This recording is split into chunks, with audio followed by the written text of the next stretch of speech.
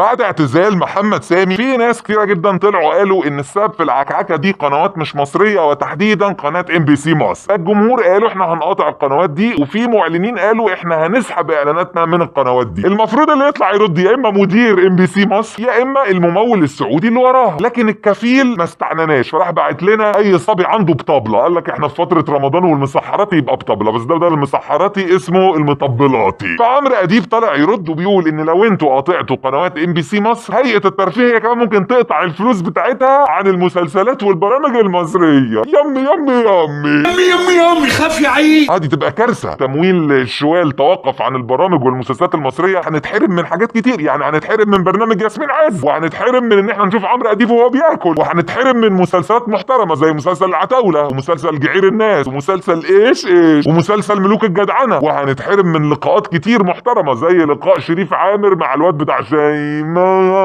وهنتحرم من البرنامج الفكاهي الجميل رامز ايلون ماسك. غير اهم حاجة ان لما التمويل بتاع الشوال يقف، محمد سلام هيرجع ينزل تاني من بيته ويشتغل ونشوفه في مسلسلات كتير، ودي حاجة هتضايقنا احنا خالص كمصريين. لا لا لا فعلا ده التمويل بتاع الشوال ده فعلا المسؤول عن عن زبدة الفن المصري. والله تصدق يا عمرو، يعني الله يرحمه حسني مبارك كان عنده حق لما قعدك من برنامجك ووقف البرنامج. اصل اللي انت بتقوله ده كلام ما يطلعش من اعلامي ولا كلام يطلع من مذيع لسه مبتدئ. اصل انت يا عمرو يا حبيبي ما ينفعش تطلع تهاجم بلد من القناه دي شخصيا حاطه اسم البلد حك فيه علشان تجي لها مشاهدات. يعني MBC مصر حاطين اسم مصر عشان يتشافوا، والدليل ان في كل قنوات MBC ما فيش مثلا MBC المغرب اسم MBC الجزائر، MBC تونس، MBC الكويت، ما فيش اي بلد تانية غير مصر. ده لان مصر تعداد سكانها بتعداد سكان الوطن العربي كله. فانت النهارده بتحك في مصر جاي تهاجم مصر وتقول لهم اصل احنا بفلوسنا موقفنا فلوسنا عنكم، انتوا مش هتعرفوا تشتغلوا، مش هيبقى عندكم فن، احنا كده كده ما عندناش فن. ده مش عشان التمويل ولا غير التمويل، عشان كده احنا انحدرنا. يبقى محمد سامي مخرج ومي عمر بطله وياسمين صبري بطله، فقرر احنا نزلنا. لكن انت عايز تقنعني ان انتاجكم هو اللي بيعمل فن؟ طب ما انتوا عاملين انتاج ضخم في مسلسل العتاوله، فين الفن؟ ده مش فن، ده اول كباريه ما تحضروش ليله واحده، تحضروا 30 ليله متواصله. بس عموما يا عمرو انا مقدر يعني عذرك ان الكلام ده مش طالع من دماغك، ده طالع من الشوال. هو اداك الاوردر قال لك لا تشو الله تهاجم المصريين والمصريات والا ما راح يعطيك الريالات. انت عارف انا اللي ما بحبوش بقعده في بيته، ومحمد سالم وامال ماهر يشهد. فانت طبعا خفت على اكل عيشك والسبوبه بتاعتك، فجريت تكتب التويته وتخبط في المصريين وفي مصر. والله يا عمرو طول عمرك عمرو وهتفضل عمرو ولحد النهايه انت عمرو. يلا يا عمرو. بعدين بقى عمرو اديب اللي طالع يقول لنا في التويته ان الحل يا جماعه الموضوع مش ان احنا نسحب المعلنين، الحل ان احنا نتناقش. كان كاتب تويته ثانيه بيقول يا جماعه ما توقفوش مسلسل سيد الناس ولا مسلسل ايش، سيبوا الجمهور يقول رايه بصراحه، اللي يوافق يوافق واللي يعترض يعترض. هو ده نفس الشخص اللي قافل الكومنتات على التويتات والبوستات بتاعته عشان خايف الناس تقول رايها. والله عموما يا عمرو انا من قلبي اتمنى ان الانتاج السعودي يتوقف عن الدراما والبرامج المصريه. يعني اقله هنترحم من الصور اللي شوهت صوره مصر في الكام سنه اللي فات، صوره الممثلين وهم جايين متلطعين ورا تركي آل الشيخ عشان يشحتوا منه شويه ريالات، وصوره مذيع محسوب للاسف على مصر يتصور صوره زي دي وتنتشر، وصوره اللي بيروح هناك موسم الرياض يحكوا ويقولوا تصريحات ويمكن يطلعوا لهم بجنسيه. ده غير الممثلين المصريين اللي كلهم بقوا يتجنسوا وبيجروا ورا الموضوع ده. ونترحم ان محمد صبحي يتقل من قيمته وهو محمد صبحي في موسم الرياض، وكل الممثلين ما يقدروش يفتحوا بقهم عشان خايفين على مسلسلاتهم اللي في شاهد. واهم حاجه ان احنا نترحم من برنامجك لان مفيش تمويل، انت محدش هيمولك بقى بعد كده وتقعد في بيت. انت تقعد يا ريت كمان تاخد معاك اميره اديب، لان والله انا كنت متخيل يا عمرو ان انت جبت سقف الفقع، بس البت اميره طلعت اكتر منك، انت ارحم منها. وبمناسبه بقى التويتات يا عمرو معلش بس في تويته بعيد عن الموضوع ده، انت طالع كاتب تويته بتوجه رساله لزيزو لما بتقول له انت ما ينفعش تنتقل للاهلي والحياه مش كلها فلوس. هو انت اللي بتقول له ان الحياه مش فلوس؟ طب على الاقل يا سيدي تغير النادي اللي هو بيشتغل فيه، كمان انت غيرت جنسيتك كلها. تجيش منك انت على راي المثل ما تبقاش مخروم ومرقع وتشاور على واحد وتقول ده مبقع. لازم تجيبوا كلام لنفسي. بعدين بقى واضح ان الاوردر جه لعمرو ان انت لازم تهاجم الفتره الجايه، فطلع كتب لنا تويته بيقول يا جماعه يلا رمضان يخلص عايزين نركز بقى في الاسعار اللي هتزيد والبنزين اللي هيزيد وسعر الدولار اللي هيتحرك. يعني شوف يا اخي سبحان الله، كل السنين اللي فاتت كانت الاسعار بتزيد وهو كان بيقول لك يا جماعه مش مشكله الاسعار وبلاش تاكلوا بيض اورجانيك وكلوا بيض بالبسطرمه، كان واقف ضد الناس. النهارده بقى عشان الشوال جاب له اوردر قال له هجوم، راح هاجم وهيبتدي بقى يتكلم على الاسعار وفجاه هيتحول في صف المواطن. هقول لك ايه يا عمرو؟ يلا يا عمرو.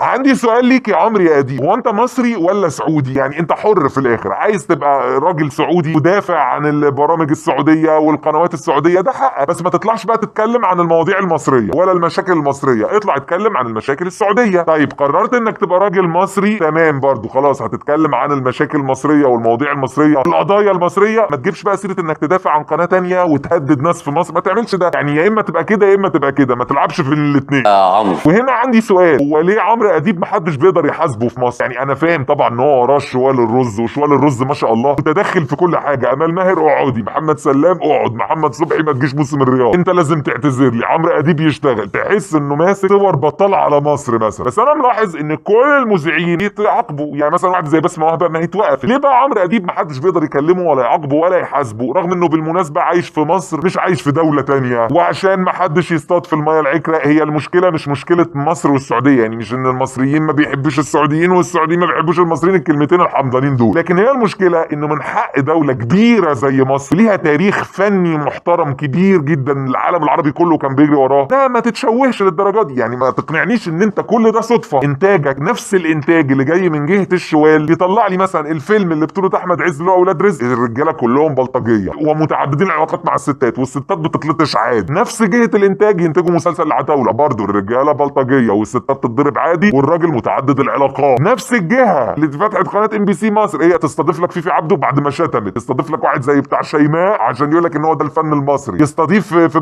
برامج رامز كلها يتعمد يجيب ممثلين مصريين عشان يهينهم ويقل منهم، وحتى المسلسلات القديمه يجيب لك ملوك الجدعنه الاسطوره اللي هي فكره ان المصريين عباره عن حارات وستات بتصوت ورجاله بتعمل علاقات كتير مع الستات ورجاله بتبلطج وتتخانق، يوم ما ينتج برنامج ياسمين عز اللي هو بيشوه شكل المراه واساسا برنامج هزل عشان يقول لك ان هو ده شكل المصريات ودي دماغ المصريات، وغير ان تركي آل الشيخ نفسه يطلع يقول الناس اللي بتعترض ان احنا بندي فلوس كتير، انت لو اديتك ربع الفلوس دي هتيجي، وكأن المصريين مثلا هم بيجروا ورا الفلوس بس، فاكيد مش كل الحاجات دي صدفه، اكيد ده يخلي المصريين يقولوا انت قاصد انك تشوه شكل مصر والمصريين. وهنا انا متعاطف مع شكل مصر والمصريين، لكن فرحان في شكل الممثلين المصريين او اللي يسموا نفسهم فنانين اليومين دول، يعني ان صوره مصر حاجه وانتوا حاجه. لما كان زمان عندنا فنانين محترمين كان العالم كله العربي وعالم غير عربي بيجري وراهم عشان يعمل لقاء، يقول لهم ان شاء الله يلا اشحنوهم في طيارات وهاتوهم لي موسم الرياض، تقول بقيتوا تقدموا فن ولا عندكم ثقافه وبتجروا ورا القرش، فطبيعي اي حد يبيع ويشتري فيه. بس هو للاسف اللي بيبص من بره بيقول لك هو ده المصريين، لكن دول لا انتوا بتمثلوا مصر ولا انتوا بتمثلوا المصريين ولا انتوا بتعبروا عننا، على قد ما الواحد متضايق على صوره مصر بس هو فرحان ان ده مستواكم وده اللي انتوا تستحقوه. خلاص استاذنكم بقى اللايك والشير والكومنت والسبسكرايب، تفعل الجرس لو انت اول مره تشوفنا، لو انت من العتاوله اللي عارفيننا من قبل كده. بنسيب اللينكات بتاعتنا بتاعت السوشيال ميديا تحت، ولينك القناه الثانيه موجود تحت اللي بننزل عليها الملخصات، ونفكرك ان احنا في اواخر رمضان فتحاول تعمل خير على قد ما تقدر، ما لحقتش الحق الكام يوم دول، ما تنساش زكاه الفطر لازم بتطلعها قبل ما يجي العيد، لو عندك علاقه وحشه مع حد صلحها، يعني خير باي شكل وباي طريقه تقدر، بفلوس غير فلوس، المهم انك تعمل خير بس. ولو الفيديو عجبك ابعت انشر كلم درمغ، ما عجبكش قول لي مش عاجبك، عندك اقتراح ابعته، واكون الهري ده نهلك بالكلمه الجميله بتاعتنا، كلمه ايه؟ غورة.